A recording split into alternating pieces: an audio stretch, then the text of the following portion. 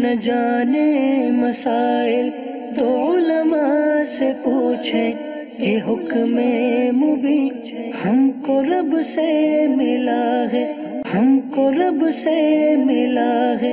جی مولانا اکبر صاحب چولستان سے آپ نے سوال فرمایا ہے کہ جس شخص کے نام کی قربانی ہو اس کے لیے ایک دعا پڑھی جاتی ہے، وہ دعا کون سی ہے؟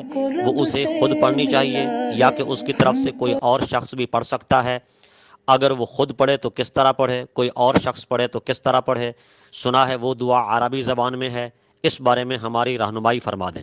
تو جی محترم دیکھیے، اس کے متعلق عرض یہ ہے کہ جانور کو پہلو کے بل لٹانے کے بعد، چھری تیز کرنے کے بعد، ذبح کرنے سے پہلے یہ دعا پڑھی جائے۔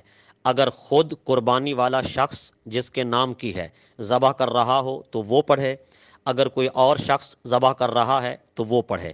انی وجہت وجہی للذی فطر السماوات والارض حنیفا وما انا من المشرکین ان صلاتی و نسکی و محیای و مماتی للہ رب العالمین لا شریک لہ وبذالک امرت وانا من المسلمین اللہم لک و منک بسم اللہ اللہ اکبر۔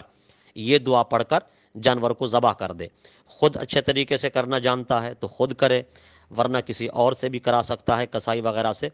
اور قربانی کرنے کے بعد اگر اپنی طرف سے ہو، وہ خود جس کی قربانی ہے وہی پڑھنا چاہتا ہے، تو اس کے بعد یہ دعا پڑھے، اللہم تقبل منی کما تقبلت من خلیلک ابراہیم علیہ السلام و حبیبک محمد صلی اللہ علیہ وسلم۔